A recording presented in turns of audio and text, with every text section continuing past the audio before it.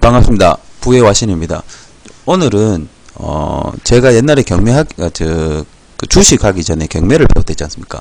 그 경매를 배우면서 이제 기본적으로 사람들이 부동산 경매를 하면 어차피 부동산을 같이 그 권리라는 걸 배워야 되거든요.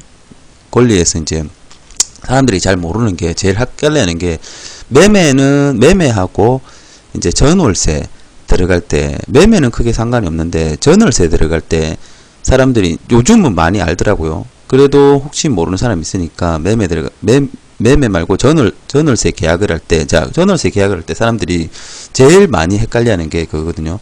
자, 전세권 설정하는 거하고, 그러고 확정일자,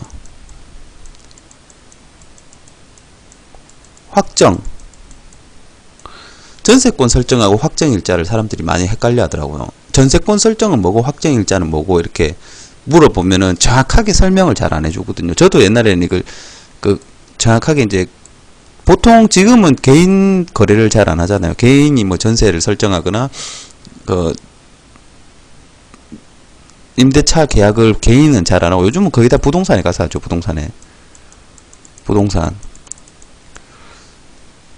부동산이 옛날에는 부동산 중개였거든요. 중개사업소였거든요. 그러니까 이름이 좀 바뀌었잖아요. 그러니까 부동산에서 사자가 들어갔어요. 공인중개사라는 거. 옛날에는 부동산 이런 식으로 했거든요. 근데 지금은 공인중개사라고 하잖아요. 사가 왜 들어가냐면, 왜 변호사, 변리사, 이런 그게 사자가 들어가는데, 왜 부동산 또 사자를 들어가냐면, 부동산 또 그 경매를 이제 할 수 있게끔 해줬거든요. 경매를, 그러니까,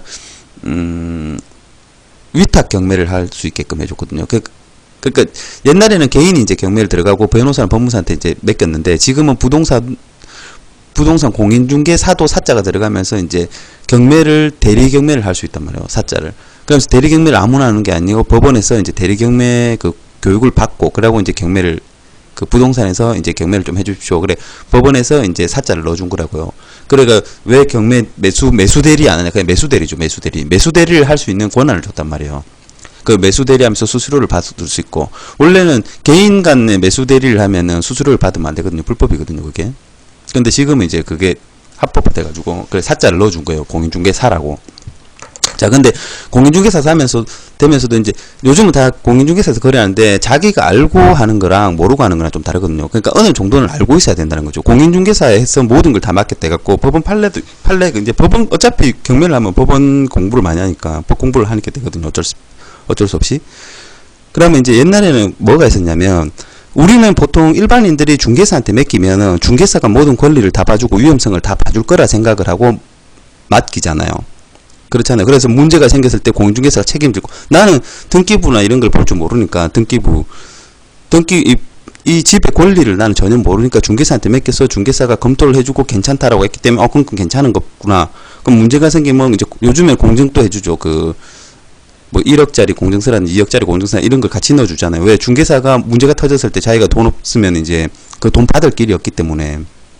그래서 이제 그 공증서도 이제 같이 넣어주잖아요. 1억짜리, 2억짜리. 요즘 근데 1, 2억 넘어가는 것도 많이 있거든요. 집 같은 것도. 서울 같은 경우 지금 지방은 좀 덜한데 서울 같은 거는 5, 6억씩 막 이래 하니까. 그러니까 이제 그러면서 이제 그러니까 우리 일반적으로 봤을 때는 이제 그걸 다 책임을 질 거다 이 생각을 하는데, 실질적으로 문제가 터지게 되면 어떤 문제가 있냐면요. 100% 다 책임은 안 져요. 중개사가. 법원 판례도 보면은 중개사가 100% 책임은 안 지게 돼 있단 말이에요. 옛날에는 100% 책임을 그래도 그러니까 비율을 따지는 거예요.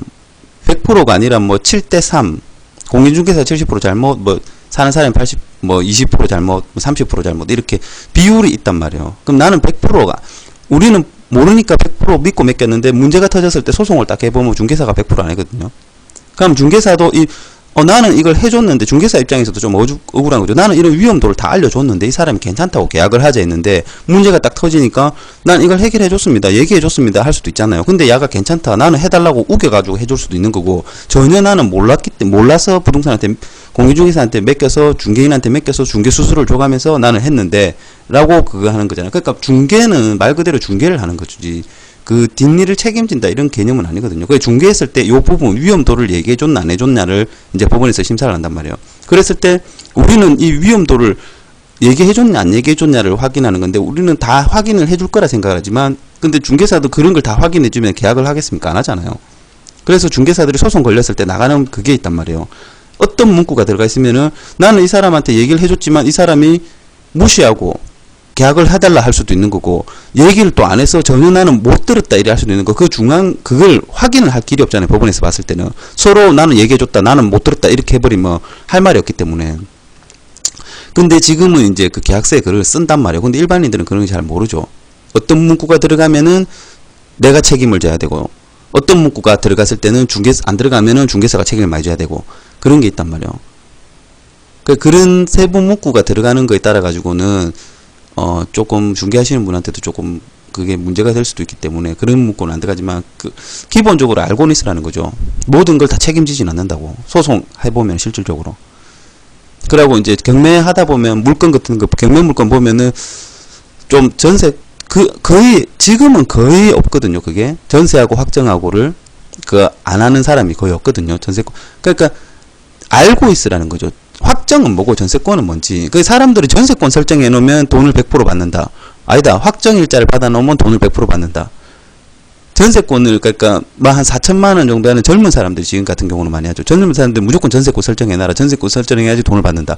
확정일자를 해놔야 돈을 받는다. 확정일자도 돈 못 받는 경우가 많아요. 그러니까 이 개념이 어떤 거냐면 전세는 민법으로 들어가거든요. 전세권은 민법이요. 전세권은 민법이고 확정은 부동산 임대차. 그러니까 특별법이죠. 중개 문제가 자꾸 생기고 이러니까네. 그러니까 이건 민법하고 주택법하고 달라요. 그러니까 전세권은 민법으로 들어가는 거고 확정은 주택법으로 들어간단 말이에요. 주법으로 들어간단 말이에요.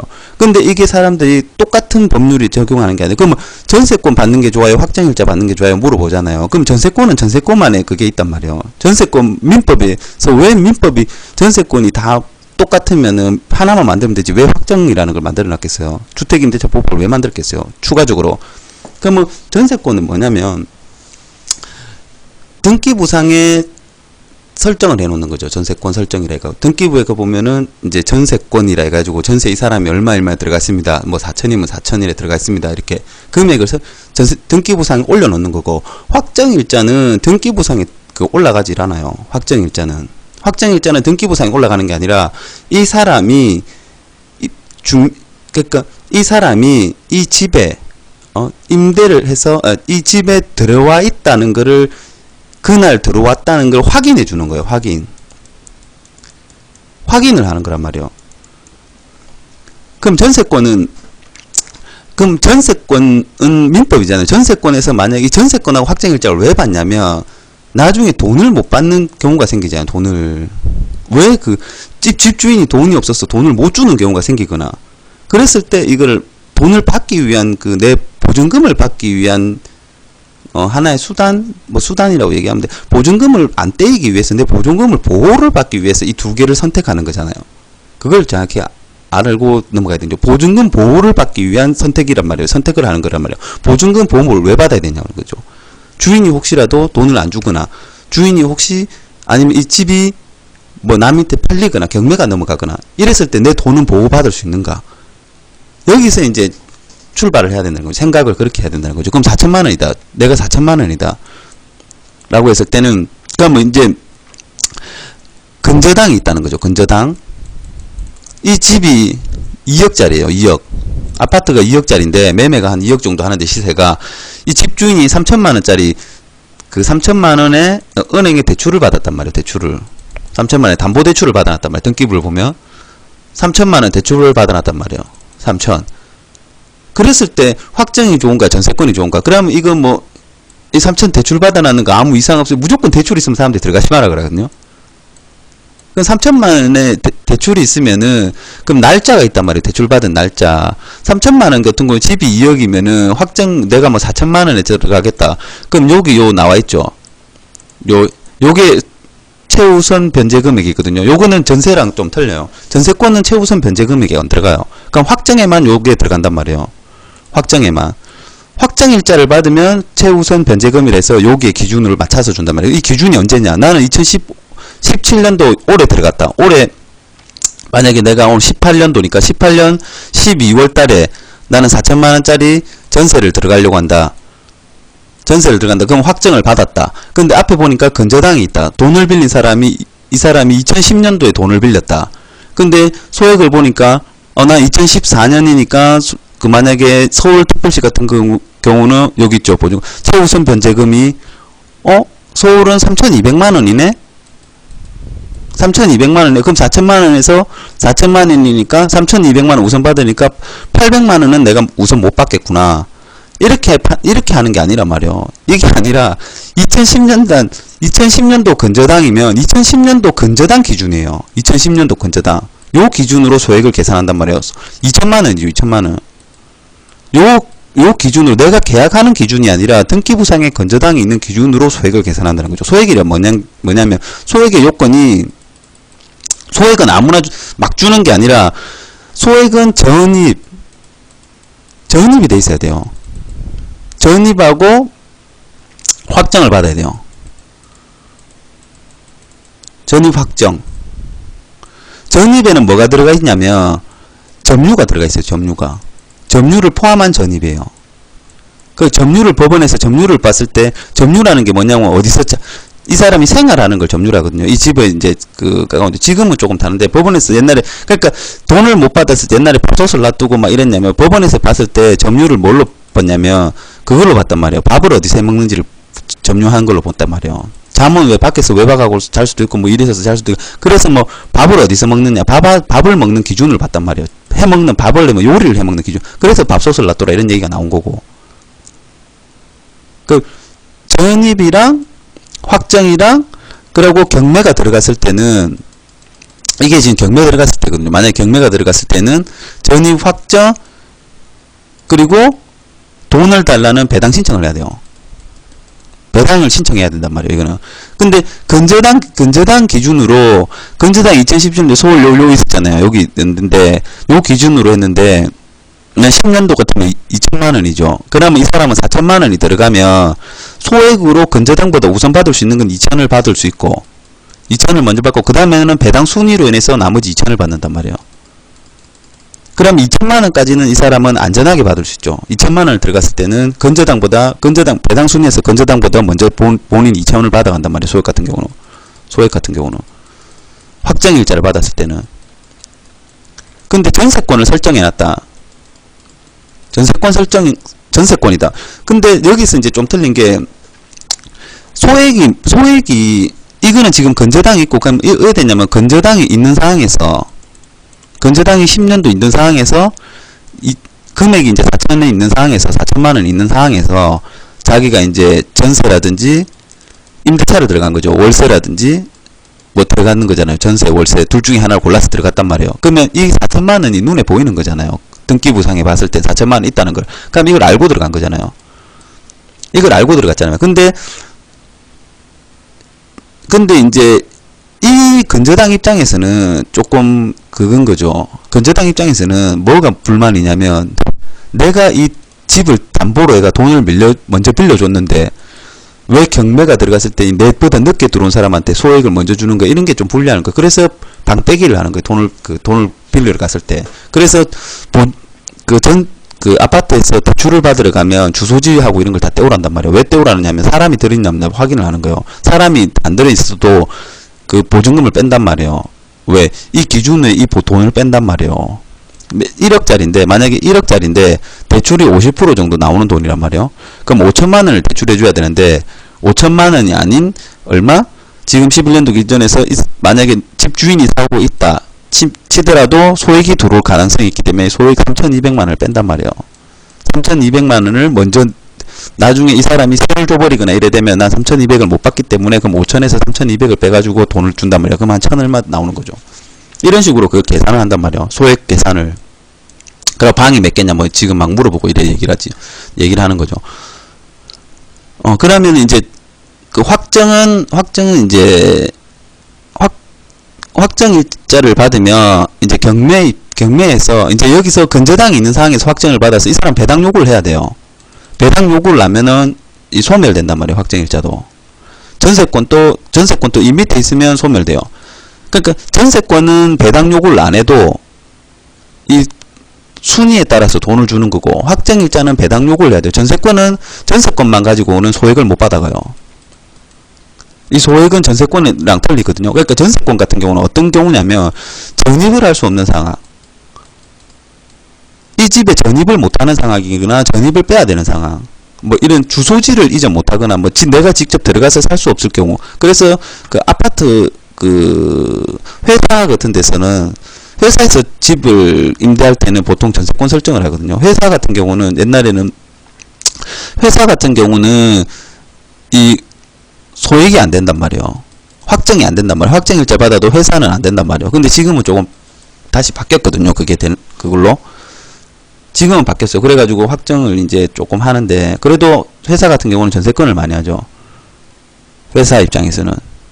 전세권은 순위대로 해줄 때, 그러니까 확정일자는 요건을 무조건 갖춰놔야 돼요. 전입을 해야 되고, 확정을 받아야 되고, 배당 요구를 해야 되고, 이 세 개가 다 갖춰져 있어야지 소액을 준단 말이에요. 그러고 이 금액이 넘어가면 안 돼요. 9천만원. 9천만원에 3,200만원이잖아요. 9,600만원에 내가 전세권을, 임대차를 설정하고, 전입 확정을 받으면 이 소액을 못 받는다는 말이에요. 이거는, 이 금액은. 여기 보증금 범위라고 돼 있는 게 9,600만원, 이 9,500만원을 넘어가면은 이 돈을 안 주겠다는 거예요. 3,200만원. 왜? 9,500만원으로 봤을 때는 이 사람은 서민이 아니라고 보는 거죠. 보증금이 9,500 넘어가. 상가 임대차도 마찬가지죠. 상가는 좀 금액이 거의 높는데, 왜 상가는 높냐면 여유가 있어서 상가를 한다는 생각을 하기 때문에, 좀 돈이 있어서 상가를 한다. 이래서 조금 틀려요. 상가랑. 그러면 본인이 이제 어떻게 해야 되는지 대충 알겠죠. 소액하고 임대차 차이가 뭐냐면, 대충은 어느 정도 감은 오시죠. 확정은 주소지 이전을 해야 된다. 전입을 해야 된다. 전입그러고 확정일자를 받아야 되고, 확정일자를 받고, 그러고 배당 요구를 해야 되고, 그리고 전세권은 그걸 안 해도, 배당 요구를 안 해도 이제 순위대로 배당을 해주는 거고.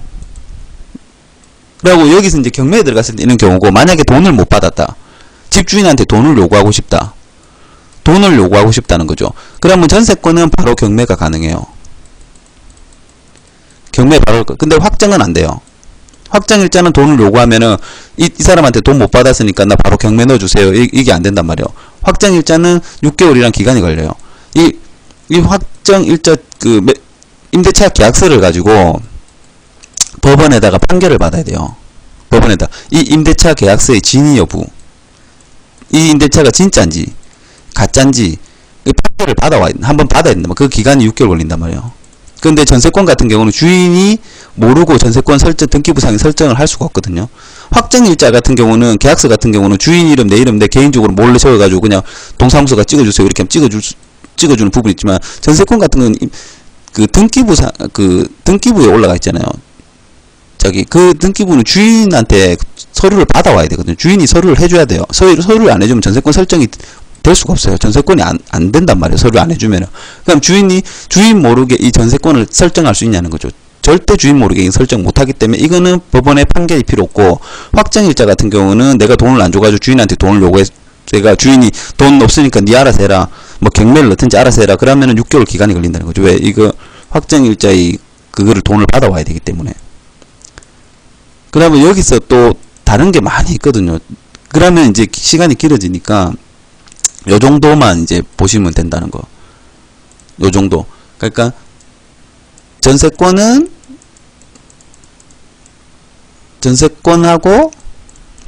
민법이고, 확정은 주법이고, 그러면 전세권을 설정했는 사람은 확정일자를 받으면 안 되냐라는 생각을 가지잖아. 그럼 확정일자를 받은 사람이 전세권을 설정하는 경우는 잘 없죠. 거의 근데 전세권을 설정해놓고 확정일자를 또 받으면 안 되냐? 그럼 이 사람은 권리는 뭐다? 민법의 권리를 가지고 있으면서도 주법의 권리가, 두 가지 권리를 같이 갖는 거예요. 이건 권리가 따로따로거든요. 근데 사람들이 그냥 확정일자만 받으면 된다, 전세권만 받으면 돼, 전세권 받으면 확정일자 필요 없다, 아니에요. 이건 권리가 따로따로예요. 전세권은 소액이건 안 된단 말이에요. 전세권 설정만 해놓고 주소지 이전 안 하면은, 주소지를 안 하면 소액이 안 된단 말이에요. 그럼 뭐 전세권 해놓고 확정일자도 같이 받아놓으면 이 사람은 소액도 들어가고 전세권 배상도 들어가고 두 가지 권리를 같이 가지는 거예요, 이 사람은. 전세권 설정해놓고 확정. 근데 전세권 단점이 뭐냐면 전세권 비싸죠. 설정 비용이 비싸죠. 확정일자는 800원인가 도장만 꽝 받으면 되니까.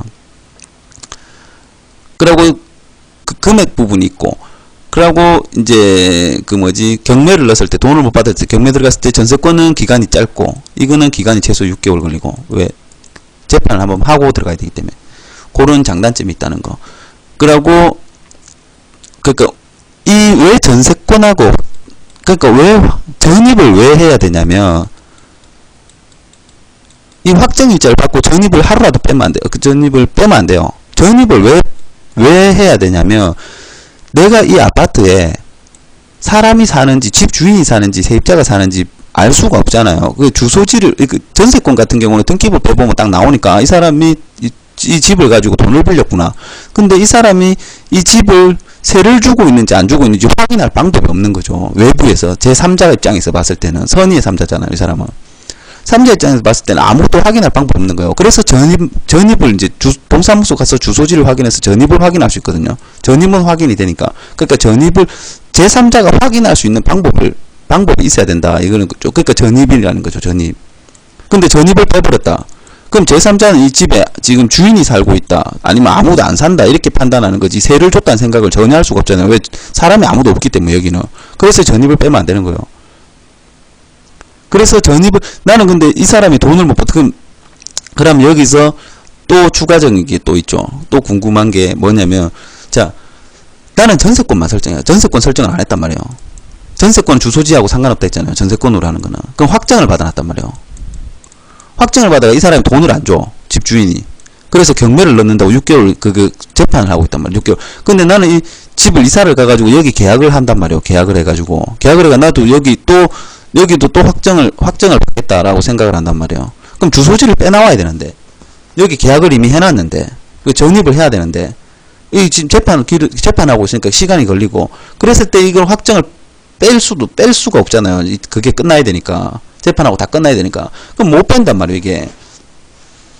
뺄 수가 없단 말이에요. 그랬을 때 법원에서 해준 게 뭐가 있냐. 주소지 빼나가는 게 뭐가 있냐면,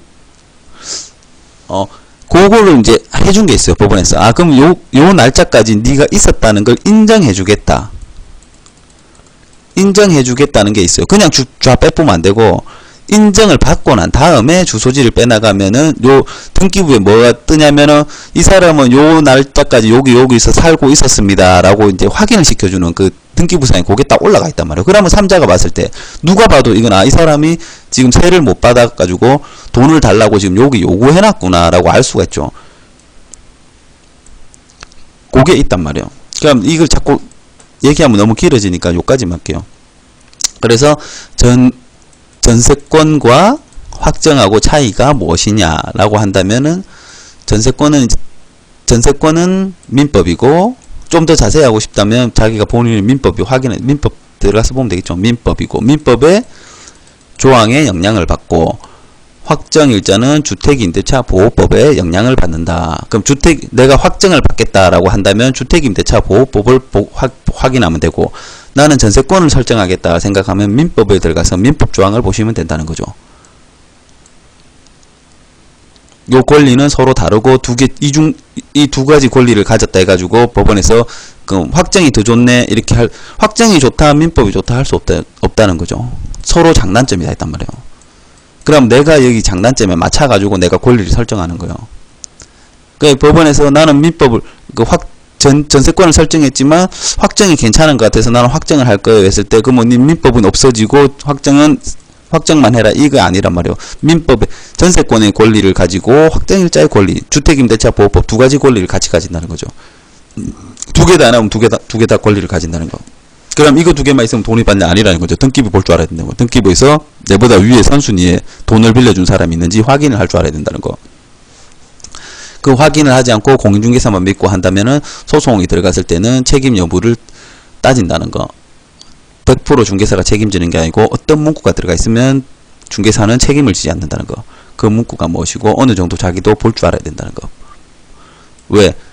다 써놨기 때문에 등기부에.